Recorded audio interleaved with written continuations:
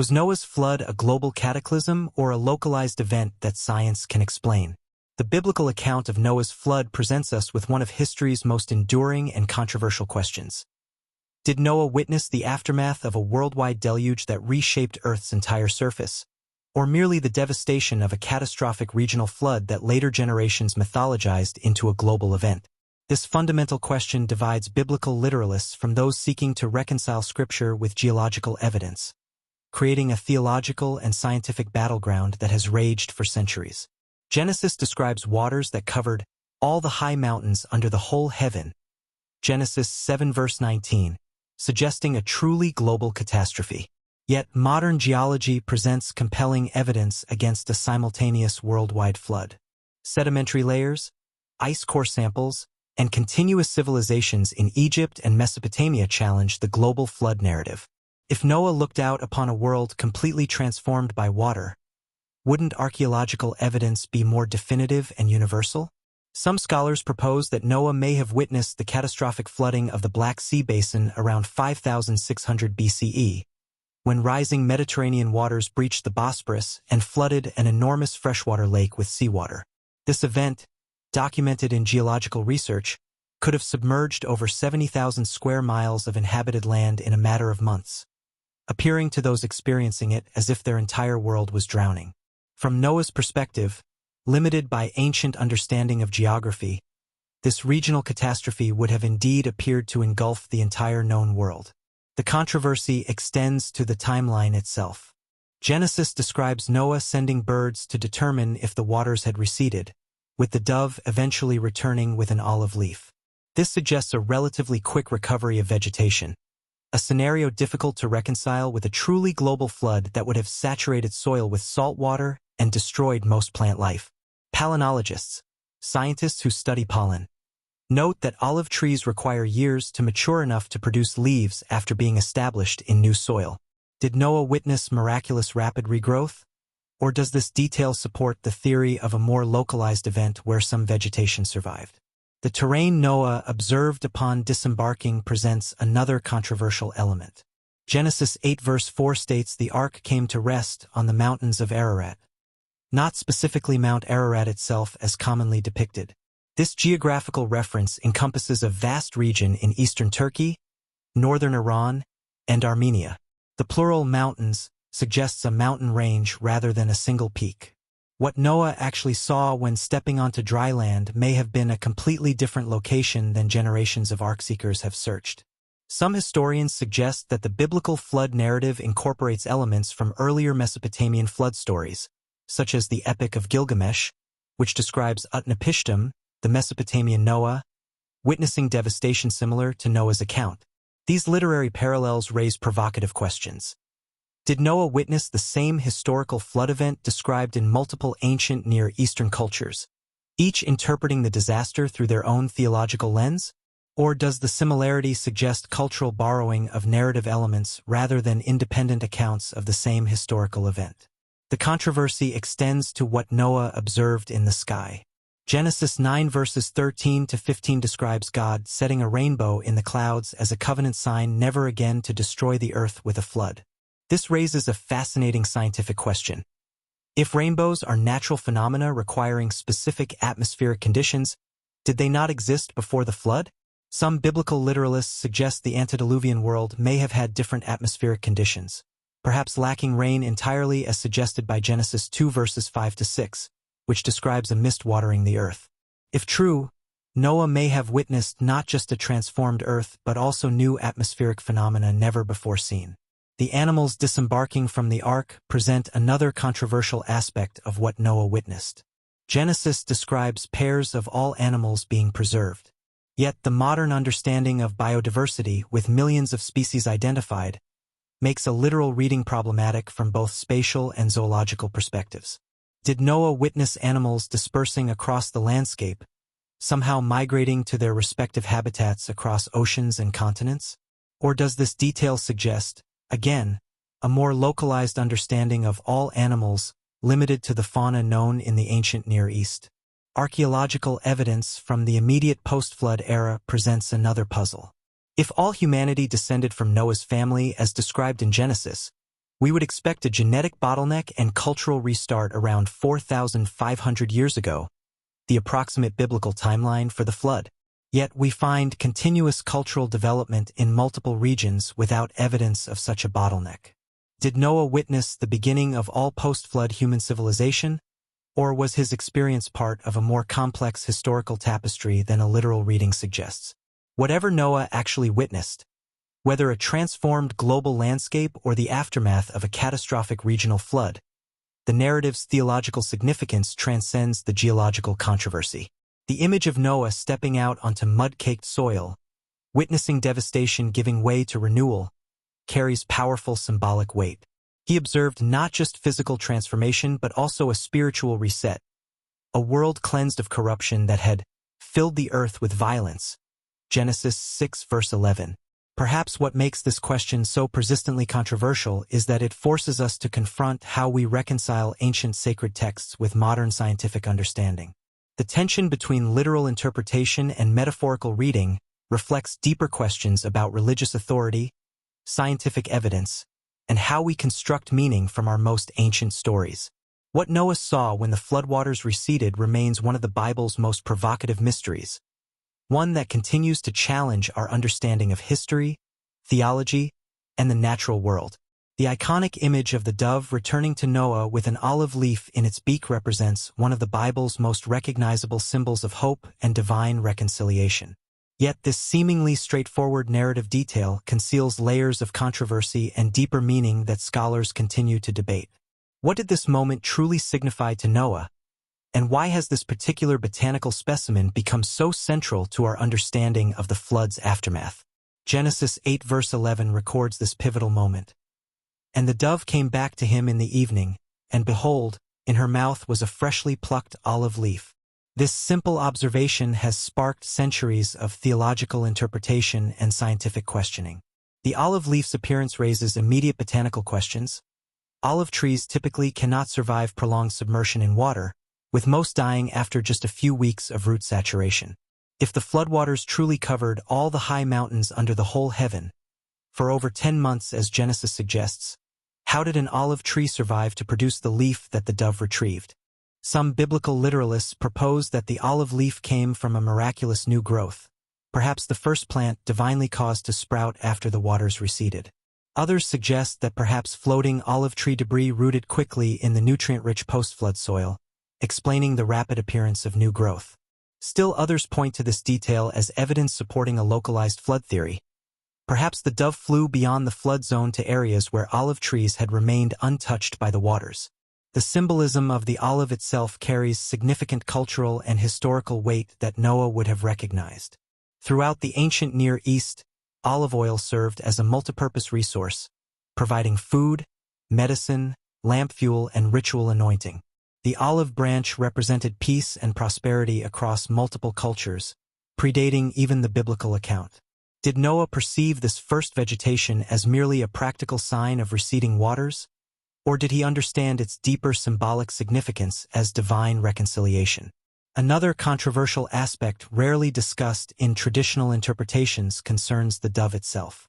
In ancient Near Eastern iconography, doves were frequently associated with fertility goddesses like Ishtar and Astarte. Some scholars suggest the biblical narrative may be deliberately reclaiming this symbol, transforming a pagan fertility emblem into a messenger of the one true God. If so, Noah witnessed not just ecological recovery but a theological reclamation of symbols that would shape Israelite religious identity for generations to come. The timing of the olive leaf's appearance presents another puzzle. Genesis describes Noah sending out the dove 3 times at 7-day intervals. The dove returns with the olive leaf on the second attempt, suggesting vegetation had begun to recover approximately 2 weeks before the earth was dry enough for disembarkation. This relatively rapid recovery has led some to question whether the flood's impact on vegetation was as catastrophic as a global deluge would suggest. Perhaps what Noah witnessed was a landscape where significant plant life had survived in dormant form, ready to regenerate once conditions improved. The olive's remarkable regenerative properties may themselves contain symbolic significance Noah would have recognized.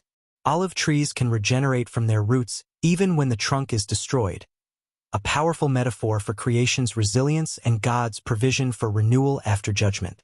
Some rabbinical traditions suggest the olive leaf came from the Garden of Eden, which had been protected from the flood's destruction.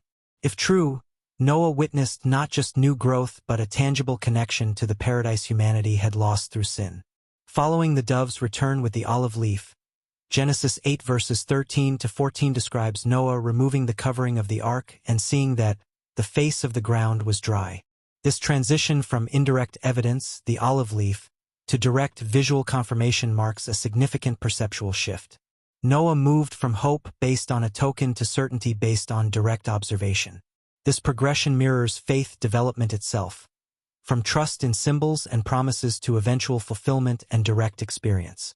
The rainbow covenant that follows presents perhaps the most profound thing Noah witnessed after the flood. Genesis 9 verse 13 states, "I have set my bow in the cloud, and it shall be a sign of the covenant between me and the earth." This atmospheric phenomenon, scientifically explained as light refraction through water droplets, is transformed into a cosmic war bow hung up in retirement. Ancient Near Eastern deities were frequently depicted as warrior gods armed with bows. The rainbow imagery suggests God symbolically hanging up his divine weapon, declaring peace with creation. Did Noah witness the first rainbow in human history? Some biblical literalists suggest the pre-flood world may have had different atmospheric conditions, perhaps a vapor canopy that prevented rainbow formation. Others interpret this passage as God investing new meaning in an existing natural phenomenon rather than creating something entirely new. Either way, what Noah saw was a transformation of meaning, a natural occurrence becoming charged with covenant significance that would resonate through subsequent generations. The olive leaf and rainbow together created a powerful sensory testament to God's character that Noah witnessed firsthand. The olive leaf, tactile and immediate, represented God's provision for practical needs. The rainbow, visual and atmospheric, represented God's transcendent promise spanning heaven and earth. Together, they addressed both the immediate concern, is the earth habitable again? And the existential fear, will this destruction happen again? That would have dominated Noah's post-flood experience. What Noah witnessed in these signs was not merely the end of judgment but the beginning of a new theological era, what scholars call the Noahic covenant. Unlike the conditional covenants that would follow, Abrahamic, Mosaic, Davidic, this first covenant was unilateral and unconditional, requiring no human response to remain valid. Noah observed God binding himself to creation's future well-being regardless of human behavior, a radical theological concept that would distinguish biblical theology from other ancient religious systems. The final and perhaps most overlooked aspect of what Noah witnessed after the flood was the transformation of divine-human relations. Genesis 9 outlines new parameters for human diet, permission to eat meat, human justice, capital punishment for murder, and human dominion. Animals now fear humans. These changes suggest Noah witnessed not just a physically transformed world, but a fundamentally realigned relationship between humanity, creation, and the Creator, one that acknowledged human sinfulness while establishing guardrails for civilization's continued existence. The biblical account places the ark's final resting place on the mountains of Ararat, Genesis 8 verse 4, creating one of history's most enduring geographical mysteries and launching centuries of expedition, speculation, and controversy. What exactly did Noah see when he looked out upon these mountains? And why has the search for physical evidence of the ark become such a persistent obsession in both religious and archaeological circles? The text itself presents the first controversy. The phrase mountains of Ararat, Hebrew, Harai Ararat, refers not to a specific peak but to a mountainous region corresponding to ancient Urartu, a kingdom that encompassed parts of modern-day eastern Turkey, Armenia, and northwestern Iran. This geographical ambiguity has spawned numerous competing theories about the ark's actual landing site. Did Noah disembark on what we now call Mount Ararat, Agri Dejai, in Turkey as traditionally believed, or on another peak in this vast region? Some scholars propose alternative locations like Mount Judi, mentioned in the Quran as the ark's resting place, Mount Kudi in southeastern Turkey, or various peaks in the Zagros Mountains of Iran. This geographical uncertainty raises profound questions about what Noah actually witnessed when the ark came to rest. The traditional Mount Ararat rises to 16,854 feet, 5,137 meters, far above the treeline and into zones of permanent ice and snow. If this was indeed Noah's landing site, he would have faced an immediate survival challenge in an alpine environment hostile to human habitation and agriculture. This practical consideration has led some scholars to suggest lower elevation landing sites that would better support the immediate needs of Noah's family and the disembarking animals. The modern obsession with finding physical evidence of the Ark began in earnest during the 19th century, coinciding with the rise of biblical archaeology and Western colonial interests in the Ottoman Empire. Since then, dozens of expeditions have scoured Mount Ararat and surrounding peaks, producing tantalizing but inconclusive evidence, with fragments of disputed age, mysterious boat-shaped formations, and aerial photographs of ambiguous structures embedded in ice. The most famous of these, the Ararat anomaly, appears in U.S. intelligence satellite imagery from the 1940s forward, a large object on the northwest face of Mount Ararat that some claim is the preserved remains of the Ark. Perhaps the most controversial alleged discovery came in 2010 when a Chinese-Turkish expedition claimed to have found wooden structures at 13,000 feet on Mount Ararat, purportedly containing animal compartments and dating to the appropriate time period. Their findings, however, were met with widespread skepticism from the scientific community, who pointed to inconsistencies in the evidence and the lack of peer-reviewed documentation. This pattern, sensational claims followed by scientific dismissal, has characterized much of the search for Noah's Ark, creating a credibility gap that continues to widen between religious enthusiasts and mainstream archaeology. What makes this controversy particularly persistent is the theological significance attached to finding physical evidence of the Ark. For biblical literalists, tangible remains would provide empirical validation of Scripture's historical accuracy, while for skeptics, the absence of conclusive evidence reinforces doubts about the flood narrative's historicity. This tension turns the mountains of Ararat into a contested ideological battleground as much as a geographical location. Beyond the search for the Ark itself lies another mystery. What happened to the structure after Noah and his family disembarked? Genesis falls silent on this question. Did Noah witness the Ark's eventual deterioration through natural processes? Some traditions suggest the Ark's wood was repurposed for shelter or fuel, while others claim divine preservation of the vessel as a testimony for future generations. Medieval Armenian traditions held that the Ark remained visible on Mount Ararat until the coming of Christianity, only to be concealed afterward to protect it from desecration. The geological characteristics of what Noah witnessed present another controversial element. If the flood was indeed global in scope, the post-Diluvian landscape would have shown evidence of massive erosion, sedimentary deposits, and geological upheaval. Some creation scientists point to features like the Grand Canyon as evidence of catastrophic post-flood drainage patterns Noah might have observed. Mainstream geology, however, attributes these formations to processes occurring over millions of years rather than a single catastrophic event. What Noah actually saw, a landscape catastrophically transformed or one largely consistent with pre-flood topography, remains fundamental to the debate between young Earth and old Earth interpretations. Adding another layer to this controversy is the question of how Noah and his descendants navigated down from the mountains. Genesis 8 verse 4 states the Ark came to rest in the 7th month. But Noah didn't disembark until the first day of the first month of the following year, suggesting a wait of over 5 months before conditions permitted departure.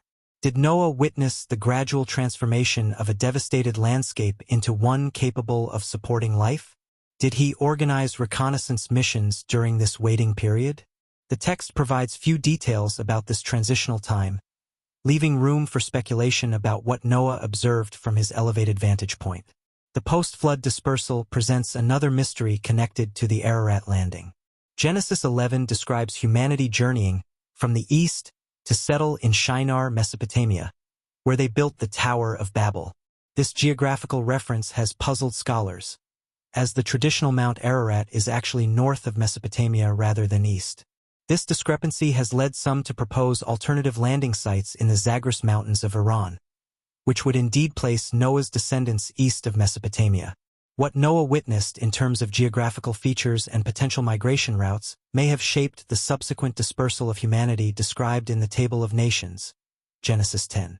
Archaeological evidence from the region adds another controversial dimension. The ancient kingdom of Urartu, biblically associated with Ararat, has yielded extensive archaeological remains dating from the 9th to 6th centuries BCE, long after the traditional dating of the flood. However, evidence of much earlier settlements exists throughout the region, including sites like Göbekli Tepe in southeastern Turkey, dating to approximately 9,600 BCE. Did Noah witness a completely uninhabited world, or did some human settlements survive the deluge? The archaeological record suggests continuous human habitation in parts of the Near East, challenging some traditional interpretations of the flood scope. The cultural impact of what Noah witnessed extends far beyond biblical tradition. Throughout history, the mountains of Ararat have acquired almost mythical status in various cultures. Armenian national identity is deeply intertwined with Mount Ararat, which appears on the country's coat of arms despite now lying within Turkey's borders. For centuries, local traditions prohibited climbing the mountain's upper reaches out of reverence for the sacred vessel believed to rest there. What began as Noah's personal observation of a landing site has transformed into a powerful cultural symbol transcending religious boundaries. Perhaps the most profound mystery of what Noah witnessed in the mountains of Ararat is not geographical but existential, the experience of standing at the threshold between two worlds. After witnessing the destruction of an entire civilization and spending a year confined in the ark, Noah emerged to become the second Adam, facing the awesome responsibility of beginning human civilization anew. The psychological and spiritual dimensions of this experience, looking back toward a destroyed past and forward toward an uncertain future, represent the most elusive aspect of what Noah saw when the floodwaters finally stopped.